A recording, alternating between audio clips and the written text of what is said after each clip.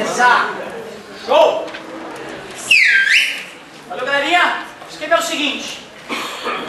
Eu sempre, quando eu inicio a aula de Física C, eu falo, né, que eu acho ela mais perigosa, que deve ser levada com mais carinho por ser nova. Sempre falei isso. E tu deve ver que isso aí é uma coisa que a gente já viu, né? Esse tipo de problema, né? Certo? Eu olhei no finalzinho da última aula e vi que no finalzinho da última aula eu estava tentando te mostrar essa ideia. Uma ideia nova, chamada de potencial elétrico. A melhor maneira de tu lembrar o que é um potencial elétrico é lembrar da tomada, quanto é que é mesmo lá? Os 220 volts. Então, falou em potencial elétrico, está falando em voltagem, volts. Até então, nós estávamos trabalhando só com campo elétrico. A diferença mais importante que eu citei na última aula é que uma é uma grandeza vetorial e agora a potencial elétrica é uma grandeza escalar, que é motivo de alegria. Porque trabalhar com grandezas escalares é muito mais fácil do que trabalhar com grandezas vetoriais, precisando da mecânica vetorial, né? Saber decompor, saber somar vetores.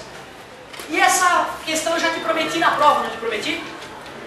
Te prometi, né, que na prova ia cair essa questão. Falei que não ia ser na mensal, na bimestral 1, porque ela está muito em cima, mas na mensal 2 ela está prometida para ti. Essa questão é a questão da tua prova. Vou fazer o exemplo, vou trocar os dados que vocês vão trabalhar. Bem bonita a questão. Agora, olha só. Isso a gente já fez ou não? A gente fez uma parte dela. Eu te pedi na primeira vez para calcular o campo elétrico no ponto X. Hoje eu estou te pedindo um campo elétrico, que tu já sabe, mas nós vamos fazer de novo, e um potencial, que é muito mais fácil. Então vai ficar mais fácil do que era. Primeira coisa, para onde mesmo que aponta o vetor campo elétrico que Q1 gera em X?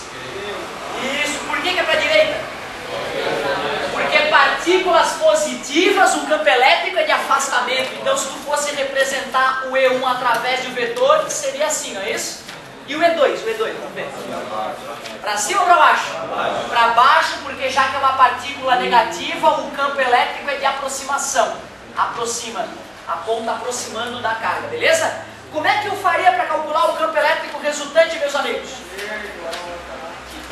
Pitágoras. Pontilhada paralela e desenha o vetor resultante. Para poder calcular esse vetor resultante, primeiro eu vou ter que calcular E1, calcular E2 e fazer um Pitágoras, beleza? A notícia boa, meus queridos, é que quando eu te pedir o potencial, tu vai calcular o V1, vai calcular o V2 e vai somar, porque não é vetor, é escalar. Então a segunda parte, que é a parte nova para ti, vai ficar bem mais fácil. Eu faço uma, tu faz a outra. Tenho certeza que se tu olhar com carinho eu fazendo, tu vai fazer sem grandes sofrimentos. Primeiro passo, vou calcular o campo elétrico gerado pela carga 1. Vai no formulário, copia a fórmula pacientemente, substitui os dados. O K já é conhecido nosso. Famoso e eterno 9 vezes 10 na 9. Carga 1. 18 vezes 10 na menos 3, distância 9 ao quadrado. Eu fiz de caso pensado esse 9. Aí eu posso dividir 9 por 9, beleza? E ainda posso fazer 18 dividido por 9, que é 2, ó, ficou pequenininha a conta. Usei uma malandragenzinha matemática, né? Ficou 2, 10 na 9 com 10 na menos 3, newtons por coulomb. Calculei o E1. Vamos aproveitar o embalo e vamos calcular o E2. Olha o senhor ali que botou 9 elevado. Deixa eu ver. Não, aqui é o seguinte, o 10 na 9 e o 10 na menos 3 se mantiveram. Eu fiz 9 dividido por 9, aí eu eliminei aquele quadrado. Tudo bem? 9 ao quadrado tem 2 9 lá embaixo, né? Eliminei um 9 com um 9. Sobrou 9. E 18 dividido por 9 é que deu 2. Beleza? O E2, pessoal, a única diferença é que eu vou usar a carga 2K. 9 vezes 10 na 9, a constante eletrostática do vácuo. Carga 2. Menos 24 vezes 10 na menos 3. Porém, como está em módulo, vai ficar positivo. Parabéns, dividido por 9 ao quadrado. Vamos na malandragem de novo. Tira um 9 de cima com um 9 de baixo. E não vai dar para dividir, só vai dar para simplificar, né? Divide por 3 o 24. Dá 8. Divide o 9 por 3. 3. Ficou 8 terços. E 10 na 9 com 10 na menos 3. 10 na 6 Newton por Coulomb. Manda. É só o 8 vezes 10 na 6 ou o 3? O 8 sobre 3? Esse aqui tu diz? Não, lá embaixo. Tá. É o 8 vezes 10 na 6 ou 8 sobre 3 vezes 10 na 6? Tanto faz. Isso é uma coisa importante, uma boa pergunta que tu fez, amigo. A sobre B vezes C. No final das contas, fica A vezes C sobre B. Então a ordem ali, se eu vou botar a divisão em cima de todo mundo ou não, tanto faz, tá? Mas uma pergunta bacana essa. Importante saber que tu pode escrever o 8 coladinho, 10 na 6 ou separado. Na hora que o cara fosse fazer a multiplicação de fração, né, ia acabar ficando juntinho de novo. E agora que eu sei o E1 e o E2, como é que calcula o resultante, galera? Só somar? Não, né? Como as grandezas são vetoriais, eu acabei de citar que tinha que fazer um Pitágoras. Campo elétrico resultante ao quadrado é o E1 ao quadrado mais o E2 ao quadrado. Tu vê, apesar de a gente ter feito isso recentemente, a gente esquece de não pratica essa ideia, certo? Quanto é que deu o E1? 2 vezes 10 na 6. E lembra aí, essa aqui é para pouco. Se tu te der o trabalho de aprender isso, tu já vai estar na frente da maioria. 8 vezes 10 na 3, 8 terços vezes 10 na 6, tudo ao quadrado. A tua vai ficar melhor que a minha, tá? Os números de vocês são melhores. ER ao quadrado é igual, vocês dois? 10 na 6 ao quadrado, 10 na 12. 8 vezes 8, 3 vezes 3, 9 vezes 10 na 12. É como se fosse 4x mais 64 9x, 64 nonos. ER ao quadrado é igual, tira o MMC entre 1 e 9 é 9, divide. Beleza, galera, 9 dividido por 1 é 9, 9 vezes 4, 36. 9 dividido por 9 é 1, 1 vezes 64, 64, bem trabalhosinha. ER é igual a raiz quadrada, 36x mais 64x, 100x, ou 100 vezes 10 na 12, sobre 9. Vou fazer aqui só para a gente economizar um pedacinho de quadro. Campo elétrico resultante ficou raiz de 100. Raiz de 10 na 12. 10 na 6. E a raiz de 9, se eu for dividir 10 por 3, dá uma dízima periódica famosa, né? 3,333 vezes 10 na 6. Newton por Coulomb. Isso aí é novo, galera, para vocês? Não. É a segunda vez que eu estou fazendo esse exemplo, é a segunda vez que tu vai exercitar comigo em sala de aula, porque vai ser uma questão da prova, e se for uma questão do vestibular, eu acredito que vai ser, tu vai matar e muito concorrente não vai, o que vai te deixar em vantagem. Agora sim a parte nova. A parte nova, galera, é tão mais fácil, não dá nem para acreditar. Tu vai calcular o V1 e o V2, que são as voltagens, os potenciais, e vai somar, respeitando o sinal de cada um deles. Por que calcular o V1 é mais fácil? Porque agora não tem o módulo para tu te incomodar e também a distância não é mais ao quadrado. Então vai ficar mais gostoso. K, por favor. Carga 1, por favor. 18 vezes 10 na menos 6. Distância. Ô, delícia. 9 elimina 9, dá 1. Sobrou na menos 3. Obrigado, gente. 9 dividido por 9 deu 1. Sobrou 18 vezes 10 na 6. Pode colocar joules por Coulomb ou volts. Ô, professor, 18 milhões de volts não está exagerado? Se fosse na rede elétrica estaria exagerado, mas dentro de dispositivos elétricos, às vezes tem voltagens enormes. Por exemplo, sabe aquela televisão, a grandona, aquela que faz barulho quando quebra? É muito boa de jogar no chão, aquela enorme, aquela grandona. Aquele tubo de imagem lá dentro dele a voltagem é enorme. O cara, tanto que quando o cara desmonta uma televisão daquela, já tem um adesivão colado. Não encoste no tubo de imagem. Choque, risco de choque elétrico. Mesmo ela fora da tomada. Pode tomar um choque e morrer no tubo de imagem da tua televisão, com ela desligada da tomada. Olha que loucura. Aí eu citei isso, né? Um colega lá, do outra turma, professor, mas aquelas grandonas, novas, fininhas, elas também têm esse risco. É, mas é um risco bem menor. O que aquela tua TV mais moderna, grandona, tela plana tem dentro dela, não é um tubo de imagem perigoso, é um transformadorzinho, que nem aquele quadradinho do teu notebook, sabe? E aqueles transformadorzinhos, eles têm capacitores que nós estudaremos no futuro. Geralmente é um capacitor de 400 volts.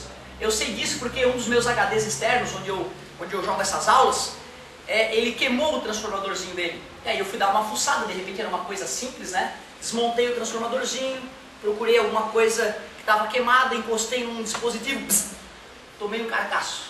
Porra, que merda é essa? Estava fora da tomada, fui ver um capacitor, escrito nele 400 volts. Aí deixa eu ver se é isso mesmo, botei na tomada de novo e realmente, é isso mesmo, certo? Então tu vê, cara, aqueles transformadorzinhos, eles podem te dar choque mesmo fora da tomada, não encostando no plug lá, né? Encostando na parte interna dele. E alguns dispositivos elétricos da tua casa que são seguros de serem usados, a manutenção pode ser arriscada. Muita gente já morreu tentando consertar a TV porque não fez o curso direito, não leu lá que tem que, né, deseletrizar o tubo de imagem antes de tocar nele. O cara pode morrer com um mísero choque do tubo de imagem. Então cuidado, ó, 18 milhões de volts é exagero em alguns aspectos, certo? Mas dentro de aparelhos elétricos, às vezes a gente tem milhares de volts, mesmo para 220 volts de entrada.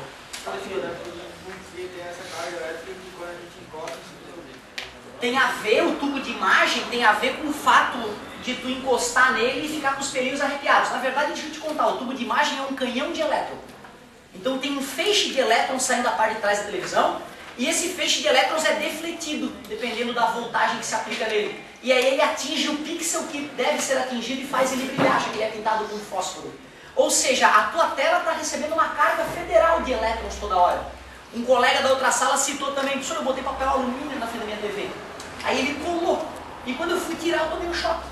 Claro, porque o papel alumínio é condutor, né? Ele estava recebendo o impacto desses elétrons e ficando carregado.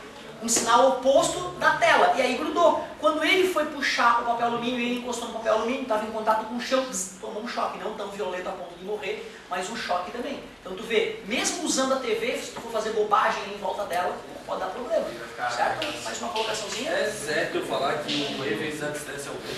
Isso, nós já vamos chegar lá. A apostila trabalha isso. E galera, uma coisa importante. Eu te coloquei força elétrica, energia potencial elétrica, campo elétrico e potencial elétrico do meu jeito, o jeito que eu acho fácil de entender. Eu ainda não trabalhei nas equações da apostila, nós vamos fuçar em todas elas, certo? Inclusive nessa que tu falou. Parabéns, cara, olha só, o cara percebeu que o campo elétrico tem a distância ao quadrado, não é isso? E potencial elétrico não tem. Então se eu pegar o campo elétrico e multiplicar pela distância, fica igual a fórmula do potencial elétrico, fica só entre nós, tá? Mas é verdade, o amigo tem razão, E vezes D é igual a V. Isso vai ser em uma outra aula. E tem uma certa condição para tu poder usar isso, tá? Só para campo elétrico constante, uniforme, beleza? Mas gostei de ver, cara, a tua observação foi muito astuta, muito bom. Galerinha, vamos calcular o V2. Como é que fica o V2? O V2 é igual, K, 9 vezes 10 na 9, carga 2. Menos 24 vezes 10 na menos 3. Dessa vez o menos vale, hein? Não tem módulo, tá vendo? Dividido e a distância. 9, não tem ao quadrado. Ô, delícia, 9, corta com 9. Voltagem 2. Menos 24 vezes 10 na 6. Ou joules por coulomb ou volts, que são sinônimos. E como é que acha o resultante? Faz Pitágoras? Não. Por que não mesmo? Porque são grandezas escalares. Não tem nada de vetor agora. Então vamos lá, V resultante, V1 foi 18 vezes 10 na 6, mais, e o V2 ficou menos 24 vezes 10 na 6. Vai dar quanto isso aí, galera? Menos 6 vezes 10 na 6 volts. O que é novo para vocês é essa parte curta, ó. Calcular o V1, calcular o V2 e somar a voltagem resultante. Na prova eu vou te perguntar assim, vou te dar essa questão com números diferentes, essa questão, esse desenho com números diferentes, e vou te perguntar, marque no gabarito a resposta que contém o campo e o potencial elétrico resultante no ponto X. Tu vai ter que calcular um e o outro e depois ver qual que está certo para assinalar. Vai ser um ABCD, mas um ABCD trabalhoso, tu viu? Quanto de conta que tu vai fazer? Mas vamos começar a treinar agora, cara. No dia da prova tu vai dar risada, tu já vai ter feito 2 vezes. Ó, pra gente não perder tempo, eu vou deixar a colinha no quadro, mas só usa a cola se tu travar. Aí travou, olha pra colinha, travou de novo, levanta o bracinho, eu vou aí e faço contigo, meu querido. Mas não vamos perder tempo. Eu quero poder ter o orgulho que eu tive na outra sala de ver todo mundo tentando, que nem um guerreiro. Vou botar em amarelinho os teus dados, hein?